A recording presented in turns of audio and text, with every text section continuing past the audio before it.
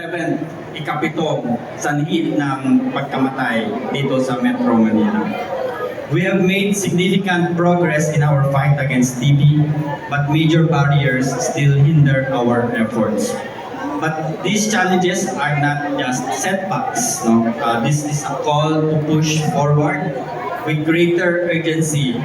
And as health advocates, we must intensify the active case finding. Kaya po ginagawa natin ngayon, yung mga screening po na services dito, we must intensify our case finding. Ensure that tuberculosis preventive treatment, no? So yung mga paggagamot ay marating sa lahat ng po ng mga close contacts ng ating mga TB patients. So early detection, so maagang pagkaalam, no, at intervention ang susi po sa ating pagsugpo ng tuberculosis. And also, by identifying and protecting those at risk, improving treatment adherence. No? So yung mga nadidetect po ng mga TB, kailangan po tuloy-tuloy ang paggamot. Fostering stronger community and part. So our work is far from over. The path to a TB-free nation is within reach, but only if we act now. So sa ating ang tema, the time is now for a TB-free generation. So today is more than just an awareness campaign. Hindi lang po mga salita dito sa harap ang mangyayari ngayon. Meron po mga serbisyo para sa pangkalusugan, hindi lang po sa tuberculosis ang makikita po ninyo dito sa ating activity na ngayon. It is a call to action.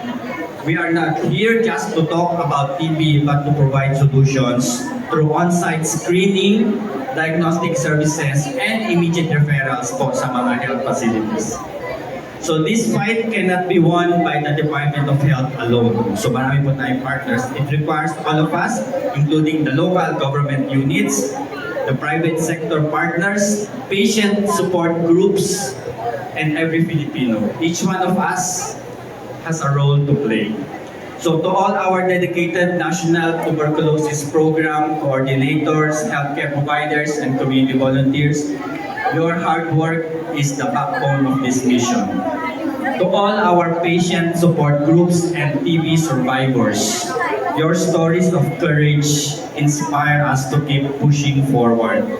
And to the youth and the general public, your involvement, no matter how small, makes a difference. A TB-free nation is not just a vision, it is an achievable goal. We need to act now. Let's make today more than just an event. Let's turn our commitment into action, our knowledge into advocacy, and our efforts into lasting impact.